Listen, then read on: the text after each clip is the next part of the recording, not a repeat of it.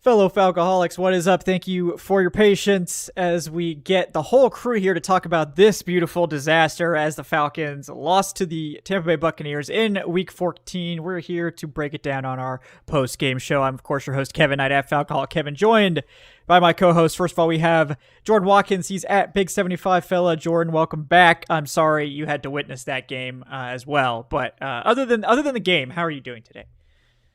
Yeah, that was it's one of those games where look, we're going to get into it, talk about the field goals and all this, but every single phase of the game had at least one moment where they let you down, which is disappointing. But I guess still everything's in front of you. I guess they no longer control their destiny because the Bucs now own the tiebreaker. They have the tiebreaker because of common opponents. So if the Bucs win out, they will win the division. Now, as we talked about, they do have to play the Packers on the road next week, which, given how the Bucs performed against these Falcons, who we know are, middling at best, the Packers heating up quite a bit, that's definitely not a guarantee that they win that game. So we'll see exactly what happens there. But yeah, definitely a lot to talk about, a lot of frustration. Also, to break it down with us, we have Alan Strk at Alan Strk on the Twitters. Alan, how are we doing today? It was fun for a bit, but oh man, what a frustrating loss. Like how you are with Kyle Pitts, I am with Drake London. Like, I think Drake London should get 12 targets a game. Yeah. In a dream world, 8 minimum. And it was great to see Drake London do his thing. But besides that, and big shout out to Kaden Ellis. We are definitely giving Kaden Ellis some love. Man, what a performance. But it's like they had a few good individual performances, but it's just, the only consistent thing about this team is they turn the ball over and they put themselves in disadvantage all the time. I can't even say disadvantageous properly because I'm just at a loss for words right now. Yeah, it's 4:30. Yeah. We're a couple beers deep probably. So disadvantageous. That's a tough one to get out in that situation. But guys, we're gonna break it all down. We're gonna get to it because we had a lot to cover, and we got to give the defense their flowers once again for trying to overcome this offense, which, statistically speaking, it didn't play that poorly. But if you actually watch the game, you know where the blame lies, despite the gaudy yardage numbers. So we're going to get into it, guys, in this one. And, shout out to the Falcons for destroying my prize picks. Also, shout out to prize picks by absolutely shutting down Mike Evans, who I had the more than number on for Mike Evans. So, I'll accept that loss. But unfortunately, it didn't result in a Falcons win, even though they shut down Mike Evans, which is very unusual for this team. So we'll get to that, guys. Real quick, want to bring you a quick word from our sponsor, betonline.ag, guys. BetOnline remains your top spot for all your live betting action and contests, whether it's the NFL, college football, UFC, and NHL. They are all in full swing, and BetOnline is your number one source for wagering news, odds, trends, and predictions. The best part is BetOnline has both desktop and now mobile access at any time. So what are you guys waiting for? Head to that website, betonline.ag today, and use our promo code BELIEVE for your 50% welcome bonus on your first deposit. Just don't ever bet on the Falcons. I think we can all, I'm kind of obligated because of my prize picks, and I feel like I got to involve some Falcons in there, given that I do it on the game preview show and the post-game show. But other than that, I'm obligated to do that, but you're not. So please don't bet on the Falcons. But no matter what you decide to bet on, guys, head to betonline.ag where the game starts. And we'll get to a recap of those doomed prize picks here at the end of the show as well. But I know we got a bunch of donations coming in. Thank you guys, letting you guys know that we are starting up our Senior Bowl fundraiser because we are getting close to the Senior Bowl somehow. It's a little over a month and a half away now, so we're going to be starting that up now. So appreciate all the donations for that too. Thank you guys so much. But yeah, oh man, I don't even know where to start here. Jordan, I'll open the floor to you first. Just a very frustrating game. I mean, I was just kind of seething about it. Because it was so winnable. The Bucs are just not very good. You can tell. And the defense, I want to give the defense a big hug because it's like these guys just fight through so much. They are down 3 of their most key starters: David Onyemata, Nate Landman, Jeff Okudah, their starting outside corner, and they play a great game up until the fourth quarter. where they're just completely shutting the Bucs down, keeping this thing close, and then the Falcons offense just hands them a steaming turd, like over and over and over again, where they do just nothing. And man, I just can't believe it. It's absolutely nuts that the defense can play this well. Yeah, sure, they give up 29 points, but the offense is responsible for like at least 10 directly, if not more. So I don't know, Jordan, where do you want to start with this one? There's so much to get to. Well, I mean, I do want to say overall, in terms of the effort up front of the defensive line, we'll talk about, how they actually performed in a bit, but I want to talk about the effort. I want to tip my cap to those guys up front, right? You think about Calais is 150 years old, and he's got to play pretty much every single snap down the stretch because you got injuries going into the game and also injuries during the game, right? And that was my biggest concern was if this is a close game late, I felt like Tampa, again, with the success that they have found in the running game with the last few weeks, that was going to really start to show up and wear our guys down. So, of course, when we had that lull offensively where it's just everything is a punt, I knew having those guys out there continuously with very minimal to no subs was going to be a problem. Not only just stopping the run, but then, of course, if you don't have the legs to get a pass rush when you need to get that big-time stop, that's going to hurt too when we already have problems getting that big-time sack or pressure as it is at times. Now that being said, again, I know a lot of people are just going to say, you know what, I don't care. You're out there. You got to find a way to get the job done. And, I totally get that and understand it. But I just said, just from an effort standpoint, I did want to shout that out. I thought that, again, I think even defensively on the back end, it was one of those situations where, and for the most part, and I thought that Adam Archuleta did a good job of designing this and illustrating it during the game, while we were missing another snap of start of a play. But, yeah, we did a lot of good things, mixing things up here or there. And, man, there were just a couple of plays. If a ball bounces this way or that way, it could have been a turnover, right? I know Calais gets his hand on Baker Mayfield on one.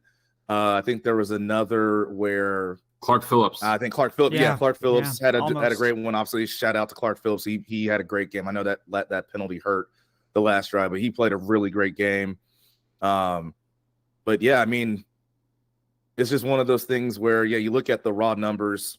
Yeah, you gave up 29 points to Baker Mayfield in that group, but 27 because he got a safety as well. But man, it's one of those things of. You just saw the lack of complementary football offensively and defensively, and the defense had to pay for it. Yeah, no, I mean, it's just ugly. I'm frustrated by it because, like you said, I think the defense did everything humanly possible. I expected that they were not going to play as well as they did in this one. And honestly, they probably should have, the Bucs should have scored less than 20, but unfortunately we got the safety. We got what should have been a pick six from just a terrible play call that they ran that thing like 4 times before it was picked off. It's like, why do you think you could just do that in the NFL? Like, Carlton Davis made a great play, don't get me wrong, but like, you can't just keep running that same play over and over again. I mean, it's so here's the thing about that, because I know a lot of people were getting on. I think was it Van Jefferson and who else was out there? Yeah, it was like, the block was blown, which sure, it was yes. Okay, which is true. But here's the thing: when somebody knows, I'm telling you this from a defensive standpoint, because I remember. There was one year we played Colorado, and I knew just based off tape, the guard is leaning a certain type of way in his stance. He's pulling. And, the center, he's blocking back, trying to get me. I'm like, I don't care. I'm shooting right away because I know this guard's pulling. If I can beat the center trying to block back on me, I get a TFL. And that's literally what happened. And then even my D-line coach said, how did you read that right away? So I saw him leaning in a stance. After a while, these guys are smart, good players. And if you telegraph what's coming like that, it's almost impossible to get a block. Because I'm sure, automatically, whether that's Van Jefferson, Kyle Pitts, they're expecting, okay, he's probably going to be here when I'm trying to take this flight path in this angle to get that block. But no, if you have someone like Winfield as good and as athletic as he is shooting it because he knows what's coming right away, it's almost impossible to have that situation. And so both play calls, that we had right around, with our backs against the goal line where I just didn't get it. Like, why are we doing this with another 2-man route? And, I get it. You want to say, well, Ritter needs to throw the ball away. I can't even tell you where he's supposed to, because one, if he's in the pocket, he throws it away. That's still a safety. And then I don't know what was, where you can throw it around someone's feet or whatever out in the route concepts. I'd have to take another look at that. But I guess, I kind of laughed at myself because I said, well, I guess we'd either do this or run another stretch play. So I don't know which one, I really would want to see more. Yeah. Yeah. Yeah. And I mean, it's just, man, I'm just so pissed off. But Alan, I'll let you take a turn here because I don't really know what else to say about that. I'm sure you have some similar thoughts, but anything in particular you wanted to highlight there? I feel like it was like the third time, and it was only the first quarter where it was just the quick dump off where you have the two guys blocking. Like I think they did once to John Smith and once to Beaton. So I felt like it was so predictable. Like it was bound to be telegraphed. And then Carlton Davis just breezes through, and it's just like I know they had to compensate, like the offensive line. Geez, I think it kind of reminded me of that 2014 game against the Vikings where Levon Toilolo had to play right tackle at one point. That's how bad injuries were. Maybe not quite at this level because we didn't see any tight ends out there, but at the same time, you still had like Tyler Rabel playing, which was just like, wow, okay. I think Ryan Neal. Is it Ryan Neasel? That's how you say his name? Newsel. Newsflash. Newsel. I actually thought he ran.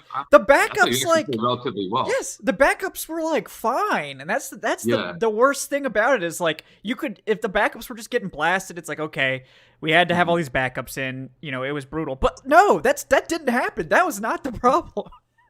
Right, and it's just like that's why I feel like Arthur Smith has these moments where he just fades away from the run game, and his whole identity is built on the run game. Like you look at I think it was a stretch where it was like 6 drives where like 4 of them didn't even go more than 10 yards, something like that. And just you saw like first down weren't really any runs, and it's just you're putting Ritter in these second, third long situations, and it's just I don't want to put the whole entire game on Ritter because I do think some of it was a play calling issue, but you just had these moments where okay, the play calling is rather predictable, just to throw to Jonas Smith that they're targeting, or it's this quick dump off that they're already prepared for.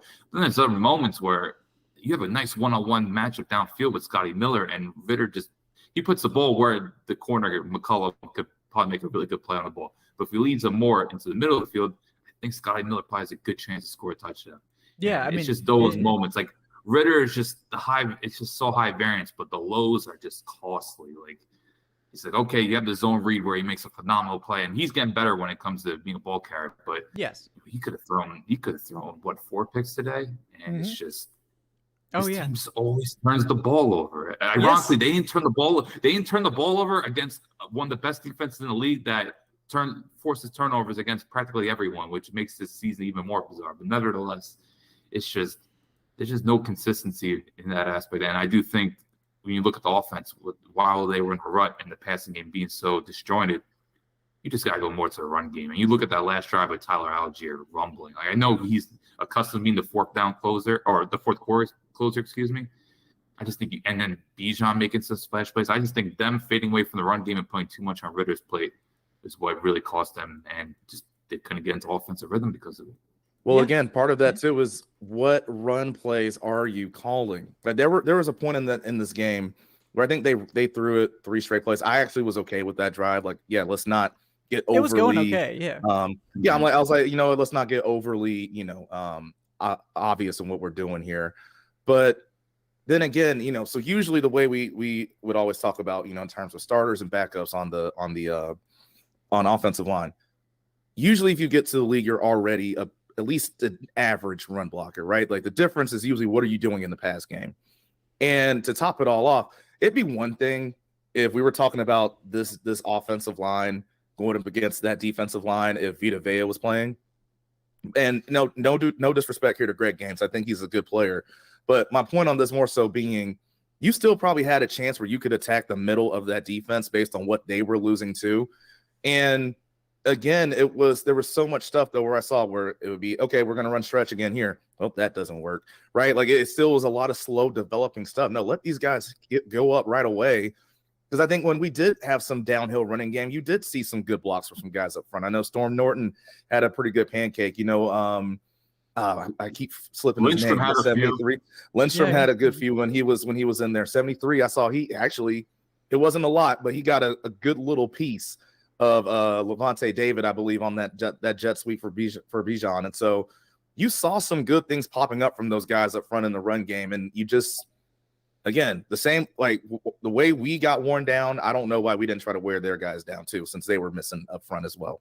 Yeah, I mean, I just don't understand the game plans ever. Like, they just never do the correct thing with their game planning. It's always the wrong thing. Like, it's like, oh, they have a bad run defense, we should be run heavy. They air it out. It's like, oh, we should throw the ball because they have the best run defense in the league. They try to smash it into a brick wall with this outside zone 15 times in the first quarter. This game was like one of those where it's like, they probably should be balanced. Like, honestly, they should throw the ball because this Tampa Bay defense is very vulnerable to the pass, as we saw.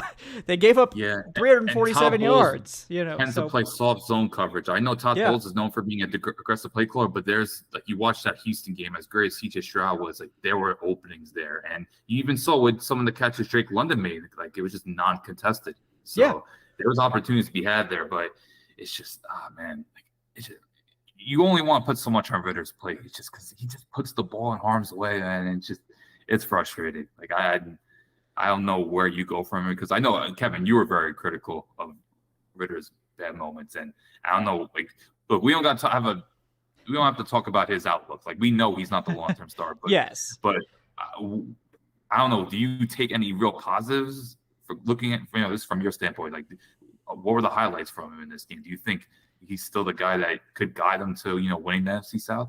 I mean, anybody could win this division. These teams both suck. Yeah, like, they're terrible. Like, these teams suck, man. All of these teams suck. I'm trying to hat on right now. Yeah. No, like, I mean, this division is so winnable. Like, yeah, the Falcons absolutely could still win this division, but it won't be because they're a good team. I mean, like, yeah. Have you seen Derek Carr? Yes. Can I interest you in the Carolina Panthers?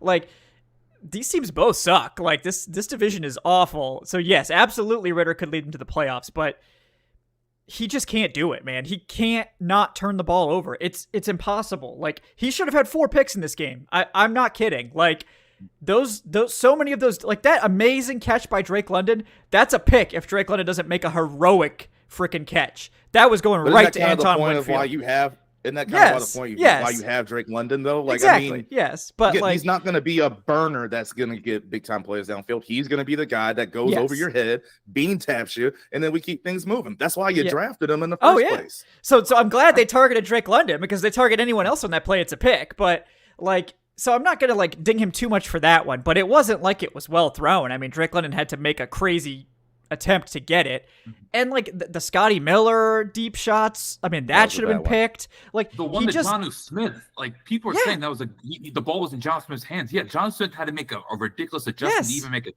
Like, he used, like, Ritter threw it down the seam. Like, Jonnu Smith had to attempt to make a back shoulder throw. When you throw it down the seam, you don't want your tight end or pass catcher, whoever it may be, to have to make a back shoulder throw. Like, it's down the seam. You got to lead him. And we should thank Carlton Davis, because Carlton Davis, I think, was the one corner who had the legal contact. So that was one. And then I think, who's the backup linebacker filling in for Devin White? You guys remember his name? He's a rookie? Yeah, Brett. He had one literally go through his hands.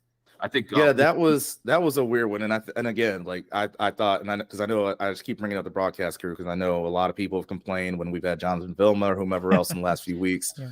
But I thought Adam Archuleta, when he needed to, did a pretty good job explaining some things. And he even talked about it where, on that play that you're talking about, Alan, it looked like he was just trying to, it was almost like a predetermined throw, right? Mm-hmm. I'm going to try to look this way to look off the linebacker. So he goes this way, and then I'm just going right back.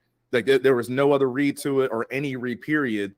And look, I'm not here to defend Desmond Ritter and make him seem like he's better than what he might be or not be. I just am curious, and I ask this because, I'm not in the meeting rooms. How much of some of that stuff is that's just how poorly he always sees the field? Because he did have some misses in terms of, some throws he did or didn't make today, right? Third down to Scotty Miller. He should have thrown that. Instead, he tried to run. There were a couple of like that. But I wonder at the same time how much of it sometimes is either he's just not seeing it, or also it's, hey, we're telling you on this play, this is your one read, and you just got to throw it. Right. Yeah. And I'm sure it's a percentage both ways. Yeah, it is. And like, this wasn't one of Ritter's worst games, but I'm just saying, guys, like, he puts the ball in harm's way so much. You can't depend on the defense to drop picks all the time because it's not going to happen all the time. And he has to clean that up, and he hasn't really. He's aggressive with it, and but like Desmond Ridder is an intermediate passer. Like the zip he gets on those intermediate balls in that 10 to 20 yard range, it's beautiful. Like I think he throws that intermediate pass so well. That's what should be his bread and butter, and that's what should be your bread and butter against this Bucs defense that loves to play that soft zone, but they do keep those safeties back, and Anton Winfield's super dangerous down there. He's going to go and pick off those deep shots if they're at all errant. He's going to go get those balls. That's why he won NFC Defensive Player of the Week last week. And like deciding to go for this like balls to the wall deep, like let's bomb it against the Bucs.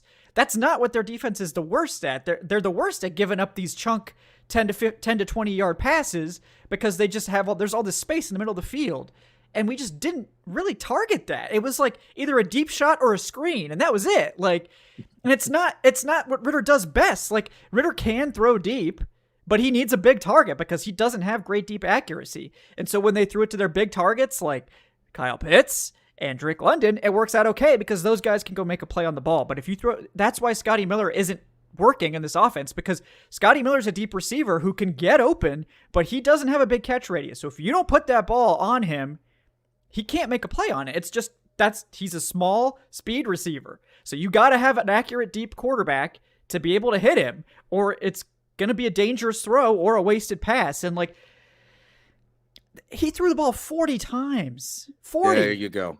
Yeah. And like the Bucs run defense is good, but they didn't have Vita Vea. Like they're not the same run defense without Vita Vea. They're just not. And they really didn't test them. They gave up 155 yards last week to the Panthers on the ground. And Bijan gets 10 carries. Panthers O-line currently might just be as good as our backup O-line was today, too. I have Storm Norton. I think we found our swing tackle. I mean, I have no qualms with Storm Norton. It's remarkable how confident he is, because if you watch him on the Chargers, he was an absolute train wreck. Like, it was a disaster watching him play. Yeah, and Newsel, too. Like, good job. Dwayne Ledford, salute to you, sir. Yeah, like, those backup linemen held their own. You know, the Bucs don't have the NFL's most daunting pass rush, especially outside, but still, like, you know, they held up decently well, you know, not perfectly, but expectations are lowered when you got 3 backups in and 4 at one point in this game. And like, man, like, I don't know how you go into this game knowing you're down multiple starters on the offensive line and do a bombs away game plan. You're just asking for Ridder to get trucked or throw picks.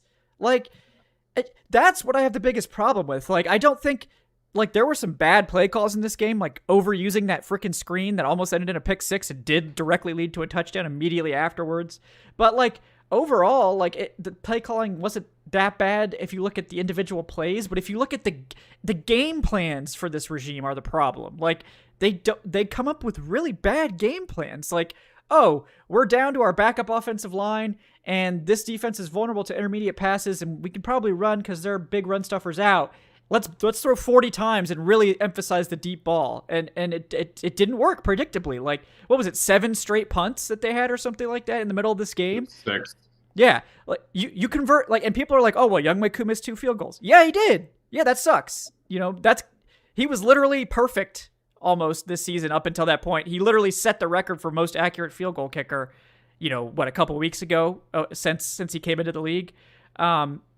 And wasn't one of them like a 54-yarder, if I'm not mistaken? Yeah, it was like 50. It was like zone, but like, let's not say he missed like a 42-yarder. I think one of them. Those weren't chip shots. No, I think one of them may have. Tucker a couple weeks ago against the Chargers. Like, there was a chance one of them was slightly blocked, but it was pretty hard to tell. It would have been like a fingertip type thing that just slightly altered it, but I couldn't really tell. So I'm not necessarily going to say one way or the other, but you can't depend on your kicker hitting every single field goal every game. You have to be able to overcome that. And if you get 1 touchdown on 6 punting drives, you win the game, no question. If you don't just keep handing the ball back to the Bucs over and over and over again, I bet your defense isn't exhausted by the time the last drive comes around. And even then, the refs screwed them out of a fumble. Like, it was a fumble. They blew it. Like, that was game over. What's up with the Andre Smith one? Yeah. That was game over. I don't think it was a clear recovery, though. But that's the thing. It's the fact that they didn't call it a fumble on the field. Yes. Who knows what they say the recovery is going to be if you actually get the call right when it's happening. They blow it dead. There's no chance, to see. Yeah, and like again, Arthur Smith shouldn't have to waste a timeout there, which, yes. hey, you look at the final drive, you probably could have used that timeout. So, especially. But I'm not mad at him for calling No, it. I mean, because if they get the call right, they got to look at that. Yeah. Yes. Absolutely. So, but it's like, it's like I'm not blaming the defense for giving up stuff on that last drive when they were literally on the field the entire freaking game because the offense was so inept. They just punt over and over. And like most of those punting drives, they didn't even try to run. It was like a deep bomb to start the drive and then like a run for like 2 yards on 2nd and 10, which we know what analytics says about 2nd and 10 runs. And then it's an incompletion on 3rd down and there you go, you're punting again. Like it just. Can I point out 2 defensive players that I think that really let the Falcons down that final drive? I know who one of them is, but yes, please go ahead. Oh yeah, okay. So one, I want to mention Lorenzo Carter because I don't understand how Lorenzo Carter falls for a potential zone read on 4th and 1. I highly doubt the Bucs will put the ball in Baker Mayfield's hands in that scenario. So the fact that Lorenzo Carter probably could have made a play on Rachaad White, instead goes after Mayfield and gets baited, disappointing. And then, I mean, how many times do we have to see Richie Graham man coverage just get targeted? It's almost week after week at this point. It's just the Falcons got to find another way to, whether it's more Halems or more Trey Flowers. Like Richie Grant can't be the player anymore in these crucial situations matched up against a tight end because Sullivan, Trey McBride, now with Cade Otton, Hawkinson got him a bunch by missing 1 or 2. It's just how many more times do we have to see this with Richie Grant? It's just he's clearly limited. So, and it's now cost him. We've seen in 2 games like that. Trey McBride pretty much got him in field goal range, and now you see with Cade Otton. So it's just Ryan Nielsen doing a fantastic job. I hope he makes adjustments there. They're going to go out and get a real safety, basically. Like they're going to go out and get a real second safety. Which I agree now, but like you got to do better against these tight ends because it seems like almost week after week the Falcons get not abused, but they allow big plays at tight ends, and it's cost them now multiple games. So I'm hoping there's adjustments there. Look, I know Richie Grant's going to play, but it's just I don't know. In 2-minute situations with the game on the line, I don't want him against a tight end because he's shown repeatedly that it's literally why Trey Flowers is here, and Trey Flowers is a better run defender too. So I don't know why the fuck we're putting Richie Grant in man coverage on tight ends when he just gets his ass kicked every time. Like he just can't play man coverage against tight ends. He can't do it. He's always out of position. He takes the wrong angles. He just gets bullied. That's literally why Trey Flowers is here. And he gets penalized in the process, which makes it even more bizarre. Yeah. Like even the McBride one, he got penalized for hold. So he gets beat and penalized. Like, what a compliment. Yeah, both of the young safeties had a miss on at least in terms of assignment or execution on that drive, right? Because again, when you're playing a certain leverage, you can't let a receiver cross your face, and that's what Otton does to Richie Grant on the touchdown. But then, of course, it looks like DeMarco Hellams also was in the wrong spot too on that big play to Godwin. So it was a mix of both of them. Unfortunately, again, we're just in the situation where because we cannot look. There's still Richie Grant. I get it. He's been here a few more years, so things like that shouldn't keep happening to him. DeMarco Hellams is still a rookie. We just really started thrusting him in a lot more on defense later on in the season, so there are going to be mistakes. The only unfortunate part of it, though, with this team is because of other situations where we do not do a good job of executing, we have no margin for error of anything like that. Like this one MA or ME here, we have no margin for error for those. And, of course, you have 2-on-1 drive. That's on the last one of the game. It's going to cost you. Yeah. It's just that's how thin the margin for error is, where if you're like elite kicker misses a kick, you're cooked because you can't overcome 3 points. You can't overcome 6 points. Like, especially when you turn the ball over 3 times. Also, on top of that, get the safety, you throw a pick, you fumble. I mean, they could have lost the ball so many more times. Like, it's clearly the coaching. This whole offense is stuck in the mud. It's sloppy. There's constant mistakes. And even when they get good plays, it's like they had to overcome some problem. Like, you have to throw up a miracle ball to Drake London that he has to make an insane catch on to keep it from being picked. And, like, it works. But was it good process? Like, I mean, maybe throw. I see all 22 for that one. Yeah. I will say. It looked dangerous. It was dangerous as hell. Yeah, it was. Yeah. But it worked. So hey, give a shout to CBS. Like, CBS significantly better than Fox when it comes to just giving you actual all 22 footage during the game, actually showing you what what's going on in coverage. Like I feel like Fox severely lacks in that, while CBS will give you high quality replays. So salute to CBS. Like I love the one moment where they showed Ritter. He missed Scotty Miller on a hitch that could have converted on 3rd and 6. That actually ended up in Koo missing a field goal. Like that's the stuff you just don't get from Fox. Like I don't have a preference towards either network, but it just seemed like CBS really gave us things that we could actually assess and be like, all right, now we can have a formulated opinion on what went right and what went wrong. Yeah, they were a little iffy today because I mean it was they did do a good job. We talked about that 3rd down play to Scotty Miller. I agree that was a good job of doing that. But oh wait, I just missed another snap to start a play. Okay, yeah, that was okay. And I still have no idea how many timeouts the Falcons have. True, like, it was like that the whole game. I'm like, because I remember I was telling myself when we had to get ready for our last drive, I was like, okay, I know we challenged, or we called timeouts. We have to challenge. I think that was the only one, so we should have 2, but I only see 0. And like I was so confused even a little bit on that final drive. Even the broadcasters were right because I think Sparrow said. It's like, yeah, well, they just called their second timeout. I was like, wait, we still have a timeout left? And he's like, oh, wait, no, that was the final one. Like, it was just so much confusion. Those are fair critiques. It's just Fox to me offers nothing. And just whether it's Schlereth or Vilma, it's like, where I'm going with this. It just, we don't get a lot of insight. So I appreciate CBS at least for giving us a better look because I don't know, I feel like with the technology we have these days, these networks should be growing when it comes to giving viewers better angles of what's going on in the field. Yeah, I would think so. And we got, we've now seen Desmond Ridder for 15 games. And, shout out to Myles Garrett for compiling this. Only 2,700 passing yards, 10 touchdowns, 9 interceptions, 5 fumbles. So he has 14 turnovers to 10 touchdowns.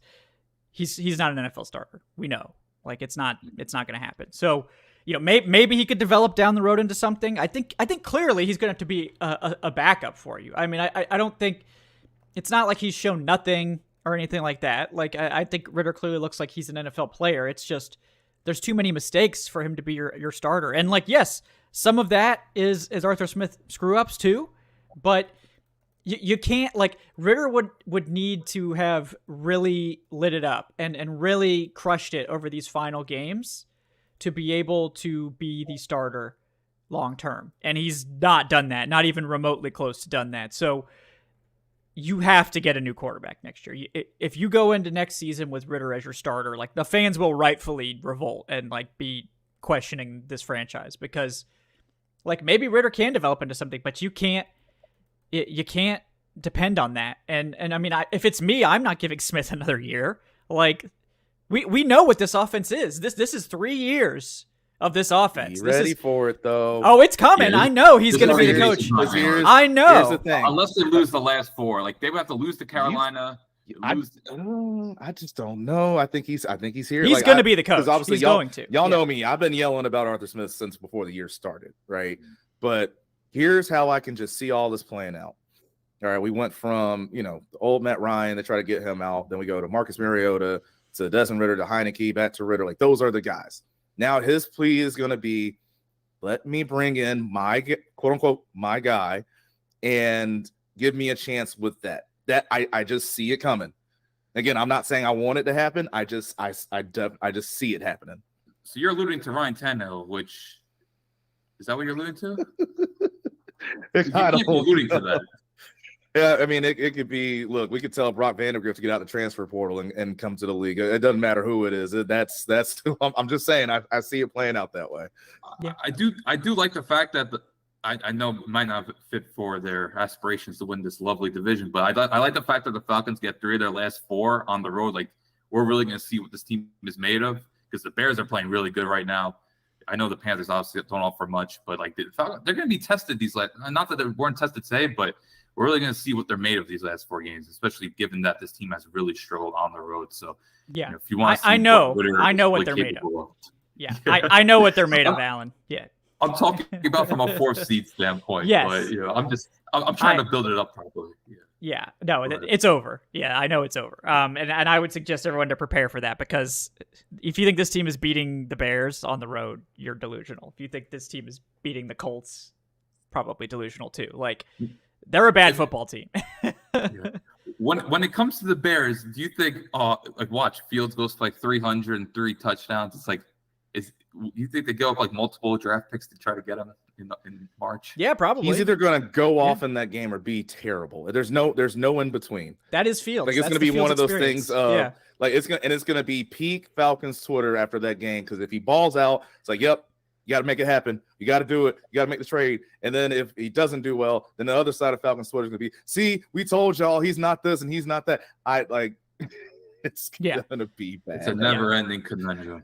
Yeah. Yes. And like, to be fair, like Arthur Smith does deserve a pass for the first 2 years because we know how disastrous this team was. This was the year where he needed to like show what he's made of, because they don't have the salary cap issues, and you know, they've got an offensive line set up, and they've got their star running back, and they've got their 3 stars. They got Kyle Pitts and Drake London and Bijan Robinson, and the offense is worse.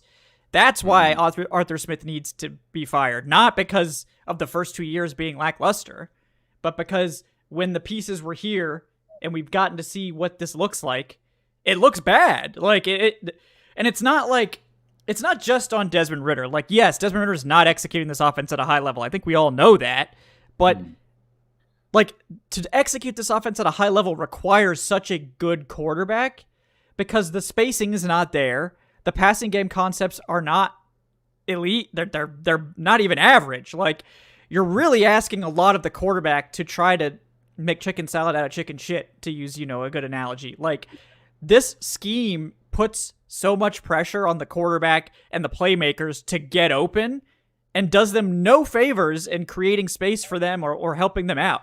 In the NFL, you can't run a scheme like that. That's loser football in the NFL. You can't do that. You have to help your playmakers, because guess what? Everybody's good in the NFL. Zion McCollum is out there starting and crushing it for the Bucs. Like, even depth players are good in the NFL. You can't depend on your guys being better than the opponent unless you got Julio Jones or that type of player out there. Then maybe you can depend on that guy just getting open. But like, you have to help your players out. Empty, man. Like, let's highlight that. When they go empty, like, I fear the worst. And some people can say, it's because they're so limited at wide receiver. But still, it's just at least scheme, because when you're in empty, you're supposed to create mismatches. And more times than not, it's just the play just unravels. They should never play empty.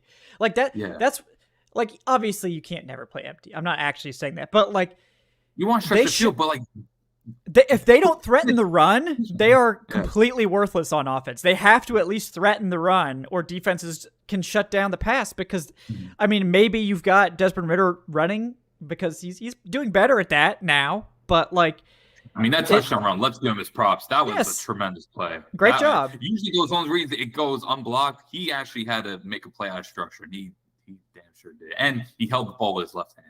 We got to point that. Yes, great. That's development. That's growth right there.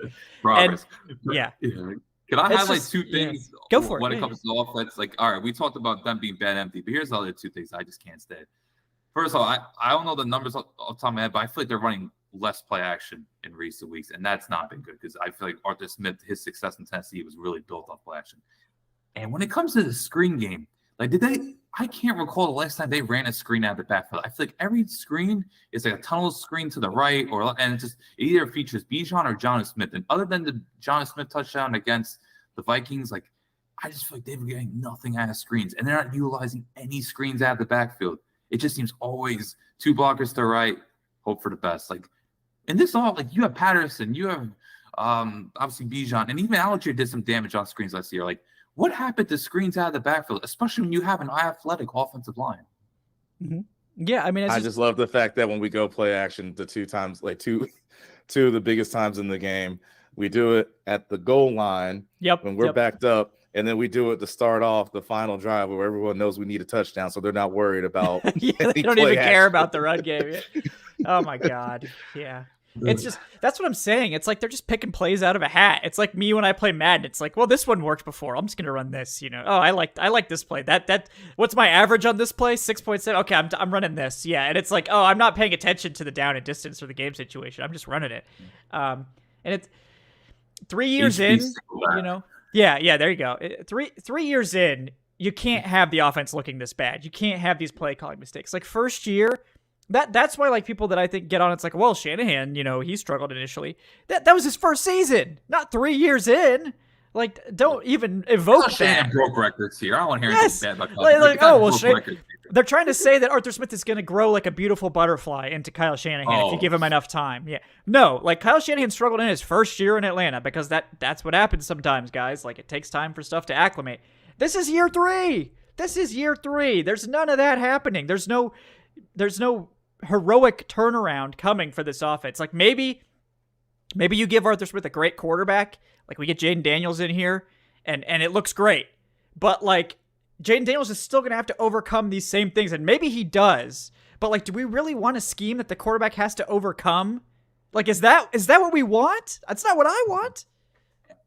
They just need someone that could separate too. Like we talked about this a few weeks ago. And still like Larry Shaw also have empty. Like you have Cordell Patterson and Jonnu Smith that's two of the pass catchers, and both can be utilized and be, they can be playmakers. They're versatile. But when I'm running 5 wide, I don't want those two like in a stack formation because it's just they don't have the separation skills. They're playmakers in their own ways, whether it's John Smith down the seam or even on play action or Cordell out of the backfield or on screens. Like those two should not be bunched together to potentially create a successful pass play. Like that's just one example right there. Like Arthur Smith, I know he had success in Tennessee with big body receivers, but I think he needs to evolve because look, I'm not to go down the Calvin Ridley rabbit hole, but one of my biggest frustrations back in 2021 is that he was trying to utilize Calvin Ridley like AJ Brown. Like everything was that's not even close to his game. Field. Like you watch Calvin Ridley in his skill set, you should know what he's effective at, especially on the outside. So I just think Arthur Smith can be very hard-headed. And yes, we were sold. We were sold a lie because what did he say when he got here? It's like, oh yeah, we're gonna mold the scheme to our players. We're gonna take advantage of these guys' skill set. And what does he do? He tries to turn Calvin Ridley into a yards after catch player, which has never been his game ever. And making him go up and fight contact and like catch screens and like it was terrible. Yeah, no wonder Ridley wanted out of here. And like it's not happening. That's the opposite of what's happening. He's trying to bend everyone here in Atlanta to his scheme, and his scheme is bad. So like it worked great in 2019 and 2020. I'll give him his flowers. Like that scheme, it worked really well. It was executed, but it hasn't evolved since then. It's the same concepts. It's the same plays. Sure, they've thrown in some wrinkles, like and some of those wrinkles work well, but like it's not going well. It hasn't evolved. It's causing so many problems, and this offense as a whole is the most mistake-prone offense in the NFL because there's so many moving parts on a lot of these plays that like one guy trips and it's a loss. I mean, and a lot of NFL plays are like that. I mean, it's like if some guy screws up royally, you're probably gonna have a bad time. But it's bad and it's disappointing because I was one of Arthur Smith's biggest believers, and I still think that what we saw in 2019 and 2020 shows that he has the capacity to draw up a good scheme, but there's been no growth, there's been no development. It's just been hard-headedness and bringing in and what looks like bringing in a bunch of yes men to surround himself with, like Dave Ragone. You're trusting this man to create your passing game, and we see the results. You lose your like one outside guy in Charles London, who you let leave to go take a position somewhere else. And now you don't have a quarterback coach. So great job there. TJ Yates is the receiver coach. Yep. I mean, I don't know if he's inspiring much. It doesn't seem like it. I mean, I don't know. It's hard to quantify those things, but like everyone's messing up. There's sloppy routes. People are running to the wrong place. It's constant mistakes everywhere, and there's nowhere else to point the finger but the coaching staff, because I'm sorry. Like if one person's screwing up, then it's like, oh, that guy's got problems. If everyone's screwing up, it's the coaching staff, because you're not teaching these guys what they're supposed to do. And like, sure, that's reductive. It's easy for me to say as an outsider. Like, it's not easy to fix problems in the NFL offense. Like, it's a tough thing to do. But we should expect more from a coach in his third year implementing his scheme. And like, people are like, oh, well, the Falcons just need this, or they need a separator. And like, I'm not making fun of you, Alan. You're right. They do need a separator. Yeah. But like, personnel standpoint. Yes, they do. They do need that. But like, they have more than enough for this offense to be top 15. Like, more than enough. You don't need 15 pieces to make an NFL offense work. You need a couple of guys. 500. Yes, like 500. To get this to like a top 10, top 5 level, they definitely need that wide receiver 2 presence, because clearly they're not going to use Kyle Pitts like that, so that's off the table. So they do need that separator. Like, I would love to get Troy Franklin in here or someone like that, a big separator. yards after catch player, whatever. But that's not the problem with this offense, is they don't have a separator. Like that's like something that might be holding them back from being an elite offense, but it's not what's holding them back from being an average offense. What's holding them back from being an average offense is Arthur Smith and Desmond Ridder. And I think Arthur Smith is not helping Desmond Ridder. So I think Desmond Ridder looks worse here than he would. And, you put Desmond Ridder in Andy Reid's scheme. Do you think he has as many struggles? I don't think so. You put Desmond Ridder and Desmond Ridder and Shanahan's offense would be like fine. Like he probably would be Nick just Mullins fine. and CJ Yes, Beathard. we've seen Nick Mullins. Yes. So maybe that's a bad, comparison, because Kyle Shanahan can turn any quarterback into a passable comparison. Yes. But everything looks so hard week in and week out for this offense. There's constant mistakes, constant problems, and I can't just blame players anymore. Like this is not, we've seen this for 14 games or 14 weeks, 13 games. And like, I mean the offensive coaching staff, to be clear, Michael. Like the defensive coaching staff, they give them the keys, because they've turned this around in one season from disastrous, maybe slightly overperforming to be 20th in the league, to being a top 10 defense despite this offense just completely screwing them over and over and over again every single week. Like, go look at the Falcons on Pro Football Reference and look at how many turnovers they have every single week. It's offense gives away the ball 2-3 times. And the defense was still top 10 going into this week. Like, that is so impressive. Like, you give the ball away that much. This defense was first in red zone percentage and second in third down defense. That's the only reason this team is even somewhat competitive, because the offense is a disaster. And I'm sorry, we know who to blame for that. And it's not just Desmond Ridder. So, don't really know what else to say. Questions? Yeah, we should probably get to that. Yeah. Thank you for keeping me on track here, because I could probably rant about that for an eternity. But thank you guys so much for your donations, by the way. We do appreciate that. Thanks for everyone for hanging out. All right, we got Ray Moon with a pair here to open us up. Thank you very much, Ray. He says, I think Ridder played hard, not great, not bad. I mean, I'd agree. Like, he did have some nice throws. He also threw some picks and didn't get rid of the ball. And I would say, this was a middling game for Ridder, which is sad when he throws for 347 yards and a touchdown, that it's still just a middling game because of all the mistakes. But, overall, I would say it was probably one of his better games in a very sad way. We got another one from Ray. He says, Richie Grant on some BS. Yeah, I think we've seen enough to know that we can't depend on Richie Grant in tight end man coverage. It's just, we can't. Like, that's literally why Trey Flowers is here. So, and I think Trey Flowers is a better tackler than Grant too. Like, can he cover as much space on the back end? No. But if we're playing man coverage against tight ends, Trey Flowers should be in the game. I'm sorry. We've seen enough. I've seen enough. Throw the towel. Throw the towel on Richie Grant. We got George Costanza with the $2. What's up, George? He says, the Jets just put up 30 on the Texans. The Bears just clobbered the Lions. So obviously unpredictability and chaos can happen on any Sunday, but we can always be rest assured that UCF legend Richie Grant will find a way to screw it up. At least we have that going. Man, Richie Grant catching it all today. So. Oh, but speaking of UCF, Mike Hughes made a really nice open field tackle. Yeah, even Mike Hughes made a play today. I want to give credit to the defense, because tackling I would say over the past month has been problematic, to say at least. They were tackling today. Whether it was Clark Phillips, Caden Ellis, Mike Hughes, like that's one thing you can say about this defense. There's a lot of positive you say about the defense, but been much better since the losing streak. Yeah. So a big credit, and because to me, Nate Landman's their most dependable open field tackler, and to have that performance without him really says a lot. And I didn't think Andre Smith was that much of a liability. I was concerned about him, but thought he was decent, held his own. Yeah, Hughes was definitely not the problem today, so that was definitely a big step up from where he's been. Good of him for that. We got Noah C with the $5. What's up, Noah? He says, watching Arthur Smith play call, man, it makes me want to push somebody over at Walmart. Anyway, happy Sunday. Yeah, it's tough. Why it's tough. Yeah, why Walmart? Walmart catching strays today. We got Ray Moon with the 2. He says, I blame Arthur Smith for not running the ball and also Koo WTF. Yeah, I mean, yes, they needed to run the ball. Again with Koo, it's like I feel about the defense. Like they give up a lot of points per game. It's like you get a pass because you've been carrying this team so much. And same thing with Koo. Like he's not going to be perfect every single game. How many games has he won for this franchise, man? Koo is beyond reproach at this point. So, he blows a couple more games, then we could have a conversation. But I'm not blaming Koo for this when the offense punted 5 or 6 times in a row. So that's not on Koo. Shaquavia Scott with the 5. Thank you.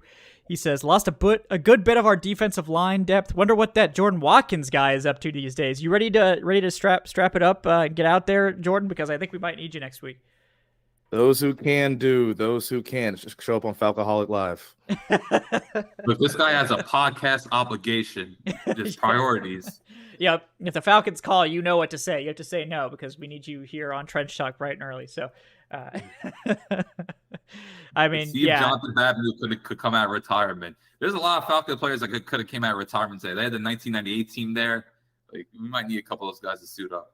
Yeah. No, what's John Abraham up to nowadays? I mean, at this point, I'll take it. But to be fair to those guys, like I thought that the depth guys really did step up and play a decent game. And we lost Kentavious Street as well, and those guys had to step up. And I think they did a hell of a job.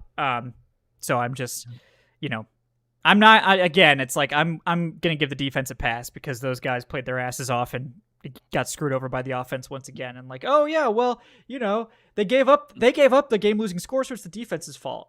Sure, if you just think the first 4.5 quarters don't matter, then yeah, it was the defense's fault. Great analysis there. Thank you. Yeah.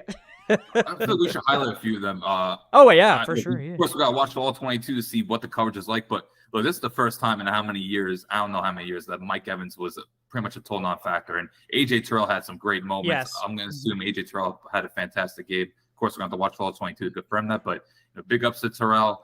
And like I mentioned earlier, Caden Ellis, it seemed like everywhere he was on the field, like the 4th down stop. I know Jesse Bates had the tackle, but Caden Ellis's penetration is the one who caused that. Great in coverage as well, whether it was against Cade Otton or Rashad White. Like, I just think for the last 5 games, Caden Ellis has really turned it up. And look, man, Terry Fontenot, I know the draft classes are looking a bit shaky, but he had a hit a home run on this free agency class. All of them are contributing, and big ups to what he's put together here. Yeah, this draft class, you mentioned it, like this draft class is really looking promising. Matthew Bergeron had some absolutely key blocks today on that big Bijan run and the Bijan touchdown. He's taking some serious strides as well. He's definitely taking those strides, so that looks like a really nice second rounder. And then Clark Phillips. Jordan, I know you got to get to your boy Clark Phillips. I'm going to let you go off on Clark Phillips, but we got something here. Clark Phillips playing outside, looking great. Wow, what a shock. What a complete shock, Jordan. So, I mean, it's just one of those things where he's one of those guys where if he was any more quote-unquote athletic, he's not in the 4th round. And again, as I know Kevin and I, we've talked about this all the time. Turn on his tape at Utah from whatever game you want, whether you want to see a familiar face, Drake London against USC in the Pac-12 championship a few years back. But the dude just knows how to play. It's like, you remember when we had this little cornerback wearing number 20 out of Shippensburg College, and everyone's like, well, he's only like 5'8" or somewhere around that, and maybe that's on a good day. But the dude just knew how to play football, right? Mm-hmm. So it's like, yeah, if he was any bigger or faster or however you want to look at it, he doesn't go undrafted or super late in the draft. And Clark Phillips is that same kind of guy. So it's just good to see for him. And, you always hate to see someone have to play because of injuries, but I do know he knows that he's going to be on the field, right? So he's playing loose right now. And it's just awesome to see because, I mean, again, we talked about this back in draft coverage when we first drafted him. I knew that was going to be a home run. Yeah. And we were just sort of biding our time. I mean, I think that's what I literally said on a preseason show or after the draft, where it's just like, Clark Phillips isn't going to start, I don't think. But I think by like week 12-ish, week 14, whatever, he's going to be on the field, and we're going to be happy with that pick. And, whether that's him earning a spot or having to play for injury, because a corner is going to get hurt. If there's one thing you can depend on in the NFL, it's that quarterbacks are going to get hurt. That's why you got to carry 6, because it's a physical position. Those guys get banged up. It happens. You got to have guys. And the Falcons, to their credit, do. And, like, this could be really big because Jeff Okudah has played well overall. He's had some struggles the last couple of weeks, but he and Terrell are both up for contracts. And, you know, do the Falcons really want to give 2 giant quarterback contracts out? I don't know. Maybe they do. But Clark Phillips playing great outside, that gives them a lot of leeway to be like, you know, maybe we don't have to give out 2 big cornerback contracts because we can depend on Clark Phillips, and then we can draft somebody else and keep developing these guys because this is the offseason. They do still have money, but they're going to have to start being strategic about who they sign and who they don't. And we know they want to probably go out and spend big on defensive line reinforcements, and maybe they want to get a wide receiver too. You know, who knows? So not having to dedicate however much to Okudah. I mean, it's probably going to be $6+ million, I would think. Maybe more, depending on how he finishes the season.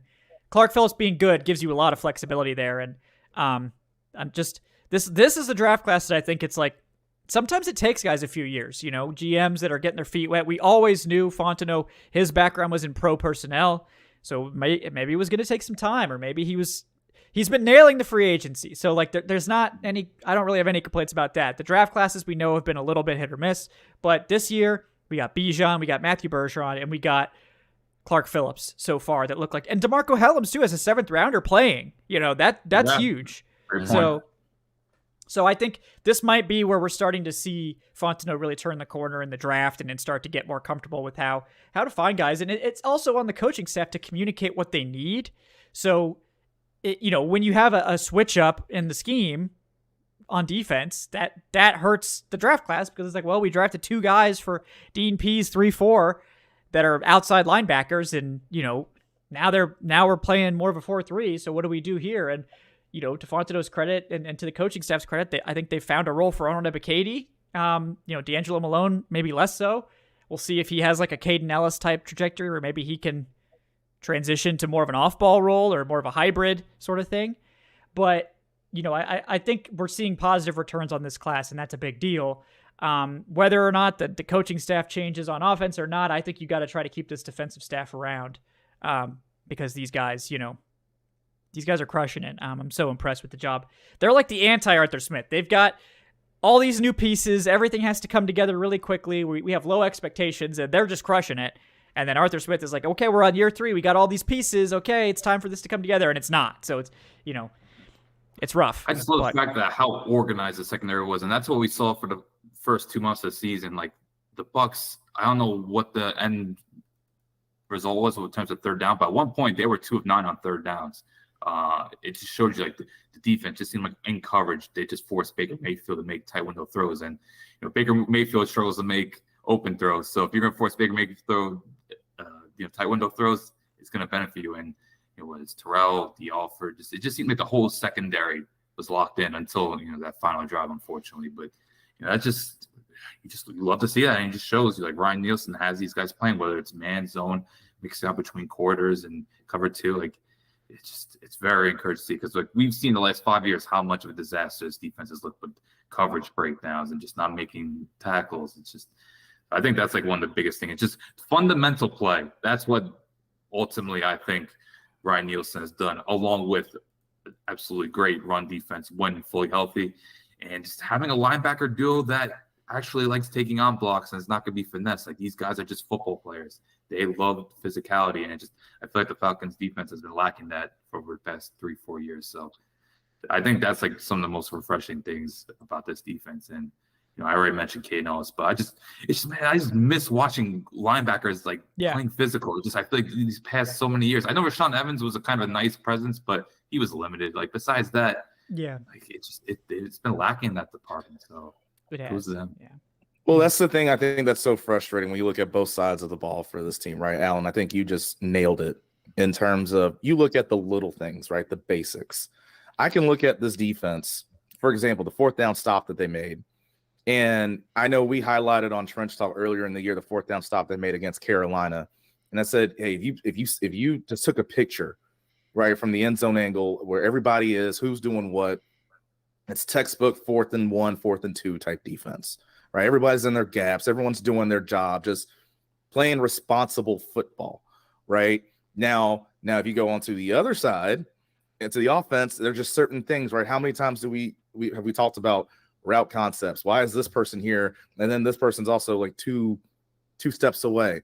Why is it that, you have a quarterback that's not seeing this route here or that route there? Why does it seem like there's this guy that's slowing down on a clear out route, but the quarterback's still throwing it to him like he's in the progression, right? It's just, again, this is certain little things here or there so many times, right? And the fact that you have a unit, and again, I get it, they gave up the points today, but for the most part of this year, you've had a unit where a lot of those fundamentals and the basics, they've been so precise in contrast to what you have on the other side of the ball. That's what makes it even more frustrating, right? It's not just bad and bad. It's actually pretty damn good and then pretty inconsistent.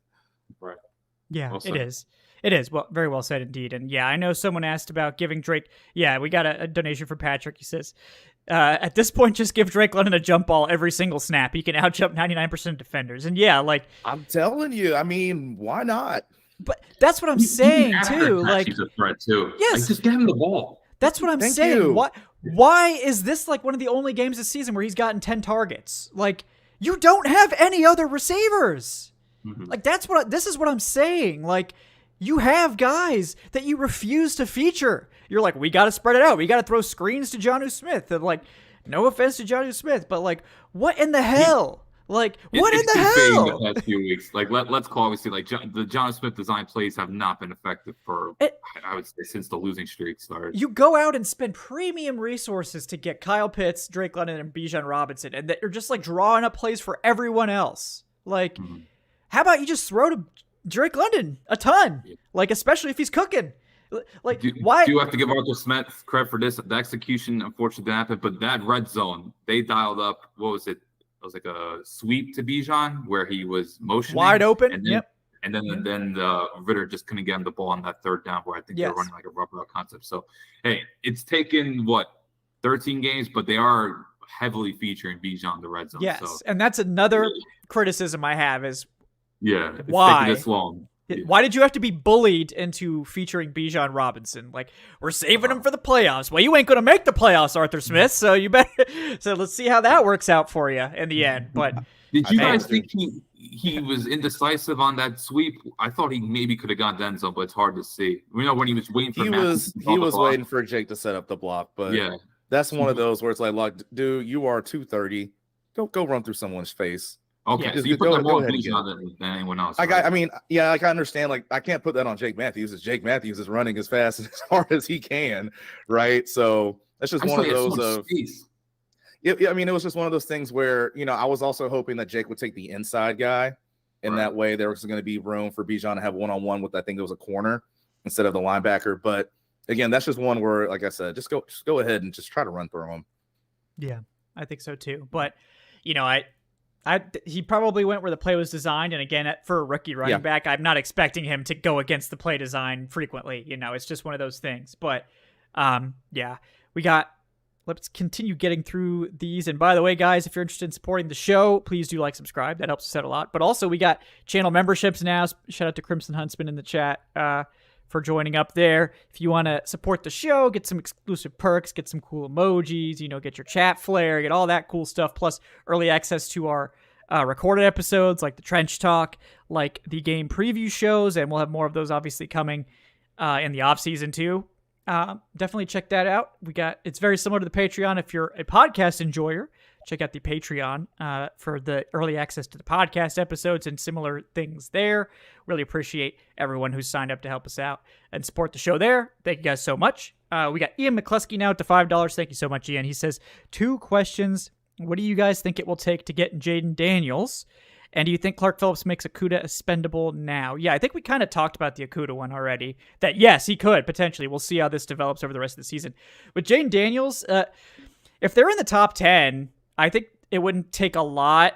Like, if the Bears keep winning, I think the Bears are a very likely trade partner. They're going to be wanting to stockpile assets. We've seen that they want to do this. So if the Falcons are picking like 9 or 10, they could probably send a day 2 pick to the Bears to get up to like 6 or so. That might be enough to get Jaden Daniels. We'll see.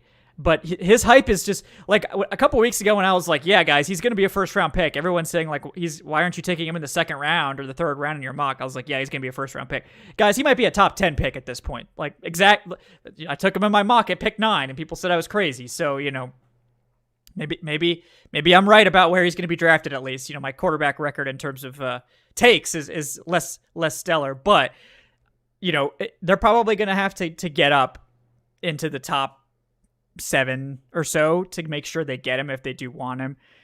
I wouldn't be opposed to sitting at 9 and seeing if you can get like a Michael Penix too, but again, that's all about the medicals. But in terms of his on the field, like I don't have any complaints. He's one of the most accurate passers in college football, and he could probably make this scheme look good because he's just incredibly accurate and makes really good decisions. Very experienced quarterback, so maybe he could elevate this scheme. But yeah, there's a lot of QB teams out there. We know. Look, this. Yeah. And like I said, I'm gonna keep saying it. I'm not saying all this to say that I'm just this big proponent that this far into the season, Ritter's gonna have this big change and transformation of like, nope, he's the guy.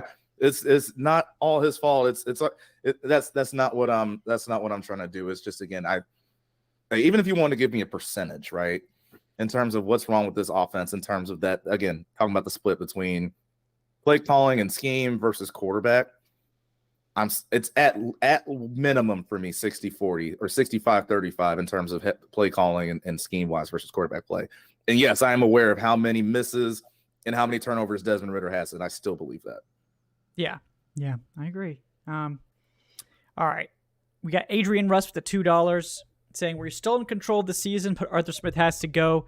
He really dialed up a play action pass in our own end zone and kept drawing up screens to Jonnu Smith. Koo had an unusually off game. Can we just have the defense play both sides of the ball? Yeah, that would be nice. We just have the defense play and then if they keep them from scoring, they get a point. But yeah, no, unfortunately, that's not how it works. But yeah, they're not in control of the season anymore, by the way. If the Bucs win out, the Falcons don't make the playoffs. So, they blew that today.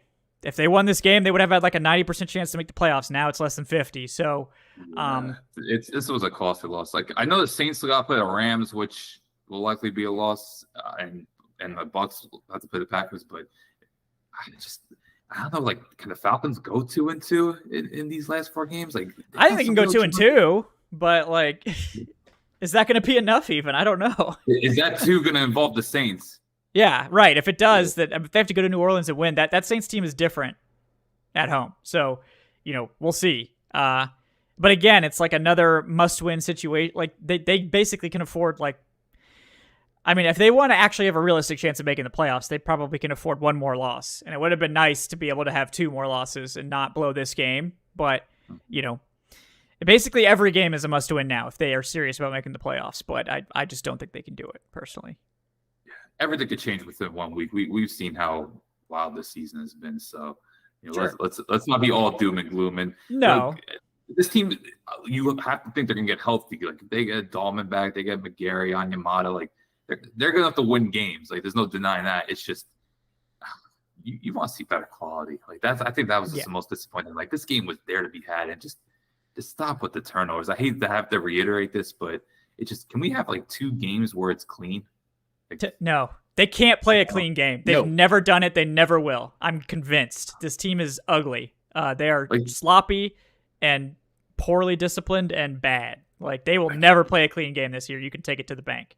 I would bet on them having a turnover every single game. Like whatever odds you get on that, it's automatic money. So take it. I think the Panthers and Colts have 2 of the worst run defenses in the league. Like next week, please, over 150 yards minimum. Mm-hmm. So we're throwing the ball 30 times next week is what you're telling me. We got to air it out. We got to. Yeah. We got Guy Fieri, a.k.a. Solaire with the 2. Says, fools, you had hope? Playoffs? We are back to the darkness where we belong. The draft takes must begin again. It must be our main focus. We must feed on those delicious, spicy takes. Future head coach takes also should be added as the appetizer. We'll see about that, Guy. If they lose to the Panthers, then hell yeah. It's draft season, baby. It's draft season, baby. Yeah. All right, we got George with the $2. He says, hey, at least we can be happy passing on Brian Branch for Bergeron. I don't know. I'm pretty happy with Bergeron. I do love Brian Branch, but I don't think I thought Brian Branch was off the board before they took Bergeron. That's a good question. And these people are trying to make us do research. We're trying to do a live show now. But either way, I think they needed Bergeron, so I'm not upset with the Bergeron pick. But I do agree that Richie Grant is, not it at the second safety spot. So yeah, he says, I know we're on Jaden Daniels. Yeah, class is starting to look really disturbingly bad. Yes, Jalen Mayfield, Who else was in that? Obviously, Richie Richie Grant was there. We got Ade Ogundeji, who's hurt. Yeah, Darren Hall's gone. Yeah. So, hey, Kyle Pitts. Kev, can you let the listeners know what were your thoughts when Kyle Pitts actually scored it down? At least they threw a deep touchdown to him. So I guess that's like his best game of the year now because of that. So and Houston game. Let's give him prospect. Yeah. When Kyle Pitts got into the end zone, like what was it like, Kevin? You've been going off for weeks about this. Like, was it just pure euphoria in your room? I was just like, wow, I can't believe they actually threw it to him. I thought that was going deeper and was going to be picked off, but no. It's nice play design. Smith. Right. I couldn't believe it. I thought I saw 81 flash there for a second. That's what I was about to say. I thought I saw an 81 or 85, not just an 8. No, it was a nice play, nice design. Obviously, the Bucs fell for that route combo, but that's why you run that route combo, because sometimes the safety makes a mistake and takes the upper route, and then your guy's wide open. And if he doesn't, that deep route might be open. So, I like that play for Kyle Pitts. He could use that big frame. He had plenty of space and got in the end zone. So, yeah, why I don't know why we don't see that play more often, personally. But that's my big question. A lot of variables that go into that. Yeah, a lot of variables. But we got Corey Carter with the 2 saying, ever notice how we always like to run plays to the short side of the field? I'm tired of watching our guys run out of room on those tosses. Also, why do we love to spread the defense out with an empty backfield on 3rd, 4th, and short? Yeah, it's kind of odd that we spread them out and then don't run the ball, right? It's like, oh, we're going to spread you out just so we could throw into your teeth. I would never go empty with this offense, honestly. Like, first of all, they make mistakes frequently with the pass pro, so having a running back there to block is probably a necessity a lot of the time. But, like, if you have 3rd and short, you should threaten the run with this offense, because, like, teams will think you're going to run it because they very well could. Like, even on 3rd and 4, like, the Falcons are probably justified to consider running the football just because of how good this running game can be. So, yes, I think they're shooting themselves in the foot when they refuse to put a running back there on 3rd and short, because, on any short plays, like, this Falcons offense kind of needs a running back to threaten something, like to threaten either a dump off pass or threaten a run to keep those linebackers occupied for at least a second. And they just seem to refuse to do that. Like, they just don't seem to do that. Here's a question for y'all, and I'm not talking about like a read option type play. Have we ever seen a true quarterback design run this year that wasn't like a QB sneak? Because the reason why I asked that is, like, to your point, Kevin, one thing I think you could do, and it depends on what the formation, what the defense looks like, right? How light or heavy the box is. If you go empty, like, you can still have a QB power in there, or like a count or something like that, where now all you got to do is, hey, everyone spread out. Let's say maybe you have a 4-man box, 5-man box, it's hat for a hat. Boom, there's your first down, right? But again, that's what, and I know we've been saying this for so long, and I'm not saying that I know Ritter can run. He's not like a runner, but I think he's athletic enough and big enough to where if he has to just pick up a 3-4 yard play on a design run, he could do it. But again, it's just, I just don't understand why we don't see more things like that. Like, that's not complex or complicated. No, it's just really frustrating watching this offense. There's so many goddamn problems. There's too many to list. There's just too many to list. Oh, man. We got George Costanza with the $2. He says, deep ball first down, 2nd and 10 run, then 3rd and long screen or deep incompletion. 83% certain that Arthur Smith is just Dirk Cutter and a mustache. At least Dirk Cutter's passing concepts worked. I'll give him that. His passing concepts were night and day.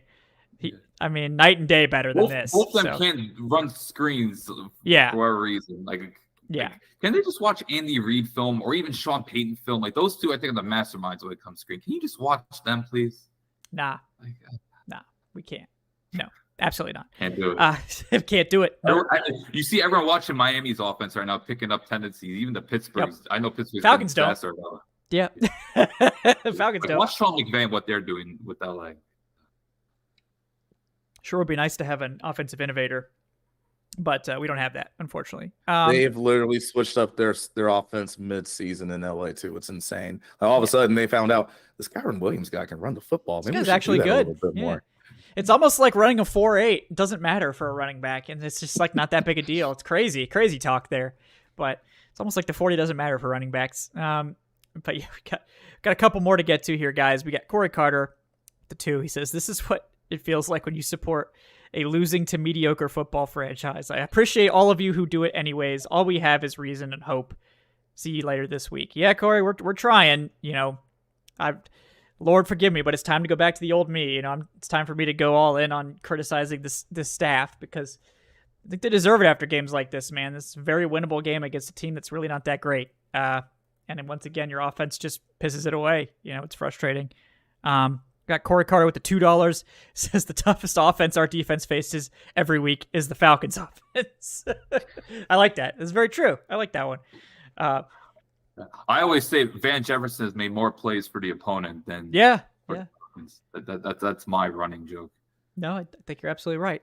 We got George Costanza with one final one for $2. He says, "I've said it before, I'll say it again. Our next coach will unlock Kyle Pitts, because if Arthur Smith isn't fired, we wasted the 4th overall pick, and there's zero chance Pitts will stay otherwise. I won't blame him for sitting out if all Arthur Smith asked him to do is block." Yeah, I mean, we know Kyle Pitts isn't a great blocker, so I don't think he's ever going to be someone who can block a defensive end. Let's be honest. So, I can't believe that's what the game plan is for Kyle Smith, or for Kyle Pitts, is to can't wait for Shannon Sharp to call Kyle Pitts on First Take that Monday morning, asking if he's staying or not. Yep. Mm-hmm. Are you staying? Is Kyle Pitts on a level he could be on First Take? Not thanks to Arthur Smith. No, maybe that was strategic. So, all right, guys. Well, I think we're gonna wrap it up here. I know Ian McCluskey just asked a super chat to $5. He says, "I think Ryan Nielsen has a real chance at a head coach gig this offseason. Maybe Atlanta's." But otherwise, he might get an interview or two. He might get interviews, but yeah, there's a lot of coaches. Like, I think in terms of, obviously, Mike McDonald's, he's doing his thing, but I think Raheem Morris could slowly become a hot candidate again. And look, we know Dan Quinn will get his 3 interviews. I don't know if I think Dan Quinn's just loving life in Dallas, so who knows? Yeah. Who knows? But George Costanza with the late one says, "I think the disappointment is your fault, Kevin. Ever since you did away with the hashtag tank shots, we've had hope, and hope is a dangerous and painful way to live. Bring back tank shots and pickle juice slushies." Yeah, I think technically tank shots are like against the YouTube terms of service. That's kind of why I stopped doing them, and also because of my liver. But I would have had to increase the tank shots price to like $20 or $30 at this point, because there's so many people that donate, which is great. But yeah, my liver was in a lot of pain some of those days. But yeah, I mean, if this team gets bad enough, the YouTube terms of service might have to abandon all hope. But yeah, thank you for your willingness to donate for tank shots. But yeah, I think technically I'm not supposed to do that. Maybe we'll look into the rules in the offseason. We'll see if we can squeeze something out. But yeah, guys, appreciate everyone for hanging out with us today. This was obviously a tough one. We're right back to where we started. Falcons are once again hoping on other teams to lose to have a shot at the playoffs, and honestly, it's probably for the best if they don't make it, because they need a quarterback. So if they're picking in the top 10, much easier to get that quarterback as opposed to picking 19th, 20th, whatever it ends up being. So there's a silver lining if they don't make it, which is that they have a much better chance of getting that guy in the draft versus having to sort of trade the farm a la the Panthers to get up for somebody. But if you're hoping for like Drake May or Caleb Williams, don't, because it's not going to happen. But Jaden Daniels very much still a possibility. And because the Falcons' strength of schedule is so awful, they will win tiebreakers against pretty much anyone. So, if they happen to lose out, there's a non-zero chance they are in contention for like a top 5-ish pick. So we'll see how that shakes out. But I mean, right now, like, the Giants and the Titans and Chicago and the Jets all have 5 wins. So like, if a couple of those, Chicago seems like they might start winning. And the Jets just put up 30 on the Texans. So, maybe some of those teams start winning. I think the highest the Falcons can realistically get is probably like 7. But, we'll see. There's never any, you can never rule anything out with this Falcons team, right? Especially when it comes to losing. So, we'll see. But guys, thanks so much for joining us. Let me get to our prize picks real quick here, which unfortunately we did blow this one. Because the Falcons shut down Mike Evans, which was very unusual. So they shut down Mike Evans but lost. It's not something I thought would happen. We did, of course, crush the Bijan more than 18.5 receiving yards. I believe he had like 55. So good for him. And Younghoe Koo with his 2 misses also lost the more than 1.5 field goals made. He had 3 attempts, just 1 made. I also blame the Falcons offense for that because they punted 6 times, so probably should have had more opportunities, but it is what it is. We weren't even close on this one. So we try again next week. That's why it's just tragic having to do prize picks on this Falcons team. I would much rather go after a more reliable team, but that's just how we have to do this. But guys, bringing you once again a show, thanking Prize Picks for sponsoring today's episode. And just want to remind you guys, Prize Picks is a daily fantasy game where you pick 2 to 6 players, decide if they will go more or less than their Prize Picks projection. The more guys you pick, the more you can win, all the way up to 25 times your money on any entry. Prize Picks, you're competing against the projections, not against other people. Check out their generous promotions on Tuesday and Friday, where they have some reduced, number of plays and things like that. It's not just the NFL too. You can do it all year long. NFL, NBA, MLB, NHL, PGA, college football, all that stuff. They have it all and more. You can make those entries in 60 seconds or less with fast withdrawals. It's super easy. Also, guys, if you're thinking about signing up, all first-time users that deposit and use our promo code DBB will receive a 100% deposit match up to $100. That means if you throw in 100, Prize Picks will match and give you another 100. If you throw in 50, Prize Picks will match and give you 50. Just remember to use that promo code DBB so Prize Picks knows who sent you. It helps us out. Notably, Prize Picks available in Georgia, guys, 31 states, Washington, D.C., and most of Canada. So best way to have action in the game in those states for the most part. So check it out, guys. Thank you so much again to Prize Picks for sponsoring today's episode. Before we sign off, I want to thank my co-host today. First of all, Jordan Watkins at Big75, fellow Jordan. Thank you for sticking this one out. Anything else you'd like to plug, let the people know about before we sign off? Oh, man. I mean, we talked about the Falcon Fade podcast in recent weeks, so that's going to be a fun one. That'll come out for the recap show tomorrow. But, it's this team, man, I'm sitting here. Obviously, I know we're all frustrated with this game. Everybody is. And I'm still saying there's still that crazy chance. Like, can we just for once just be all the way very bad or just all the way very good and not have this gray area? But no, that's just what it is. I mean, look, we're going against a bad team again next week. You had a chance to be 3-1 in the division, which 4-1. 4-1. That's right. Yeah, 4-1. Which at that point, like I said, anything still is on the table with this team. So yeah, it's there's a lot of things that can happen still this season, but with this much of a sample size under our belt, I think we know what this team is, and it's a mess. Every single game is gonna be ugly and come down to the wire. And when you play like that, you're lucky to be 500, and that's what this team. That's exactly what this team is right now. So shout out to Ryan Nielsen in the defense for keeping us in it. But man, those guys. Shout out to everybody. Too, before I forget. Shout out to everybody at the line of scrimmage. Like I said, both ways. If you had to step in, whether it was earlier in the week, you knew you were going to play, you had to take some snaps and you didn't know how much you were going to play during this game, both offensive and defensive line. Like, just again, from the effort standpoint, the tape might not look the greatest every single time, but the effort definitely was there. So shout out to both sides of the line of scrimmage. Yeah. I feel like for you guys, this is going to be the most fun trench talk because there's so many different new players. Like, you guys, the trenches did well. Yeah. Like, you're going to have to talk about like 4 new guys that you didn't picture that you were going to talk about this season. Mm-hmm. Yeah, shout out to the trench guys. Like Ryan Newsel, first start, did a great job.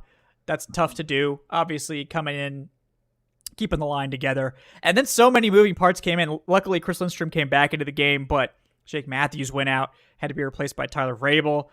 We already had Storm Norton in there, who was doing a great job at right tackle. It's... Who was Bell? Does anyone know who Bell was? Travis Bell. Yeah, he's a nose tackle. Okay. Yeah, he was one of their deep reserve guys. My man Joe Gaziano can't get on the field. Like, what is happening? Joe Gaziano is a solid player. I can't believe this man's not active. Like, why is he here? Yes, he's been a healthy scratch every week. And I don't understand. Like, what does this man have to do to get on the field? Like, give Gaz a chance. Give Gaz a chance. That's the new motto on this podcast. Yeah, give Gaz a chance, man. That man is good at football. Like, I don't know what this dude has. I'm assuming he's like an edge. They're considering him edge depth, but like, he's like Campbell. He's like a big edge rusher that can kick inside. Like, at this point, like, let this man play inside. Like, we need some juice. We need some juice. It's the Ryan Nielsen prototype. Yeah, I mean, Ryan Nielsen, I trust more than pretty much anyone else on this team. So I believe there's probably some reason for that, but. My guess is that, they can't really trust Gaz on the inside. maybe against the run. So maybe that's it. But yeah, it would be nice if they could get it done. Get my man Goz some snaps. But yeah. Also, thanks, of course, to Alan Strk. He's at Alan Strk. Alan, anything else you'd like to let the people know about? I'm going to put together a roundtable this week. I always feel like I put together a roundtable after a season-altering loss, which this could be very well a season-altering loss, if you really want the Falcons to win the division. So, yeah, I'll be working on a roundtable and doing my GIF review, back at it, the usual stuff after last week, covering a very eventful Falcons-Jets game at MetLife. I do miss that press box view, but nevertheless, great to be back with you boys. Yeah, absolutely. Yeah, well, thank you again for that. And guys, we will be back, of course, for Trench Talk early next week, and we'll have another Falcon Hawk Live coming to you on Wednesday as we get into the holiday season here, which, Falcons are obviously going to ruin our New Year's at minimum. So we'll see. Man, Kev, you are dark right now. I'm in the darkness. This was the game they had to win, man, and they blew it. So that, to me, it's now they got to earn it back. They got to earn the trust back. I'm sorry I wasn't impressed by that win over the Jets. I'm just not going to give anyone flowers for that. So, yeah, guys, thank you so much. And obviously, I hope that these guys can turn it around. I personally like Arthur Smith. I think he's been quite nice when you actually talk to him. And I want these guys to figure it out. I'm running out. I don't have any more excuses. This team should be much better than it is. And I don't really know that there's anywhere else to point the finger. That's kind of where I am, unfortunately. So, still hoping they can pull it out. Obviously, I don't want anyone to be fired. I want these guys to make it work. I want this to work. I want these guys to show it, because I was one of Arthur Smith's biggest stands, early on. I wanted him to come here. He was my top choice. So I would like that to work out. So I hope that it can. But yeah, right now we're in a dark place, and right now it seems very unlikely that's going to happen. But can't rule it out completely, right? So we'll hope for a miracle finish to this season, and hope that Arthur Smith can show us something over the final 4 games here. But guys, thank you so much for tuning in. We'll see you next time on the Falcoholic Live and 30 Birds and Brews podcast. Like, subscribe, leave that 5-star review on your podcast platform of choice. Check out the community Discord. And of course, this show was brought to you by BetOnline and Prize Picks tonight. Thank you guys so much. We will see you next time. Have a great night.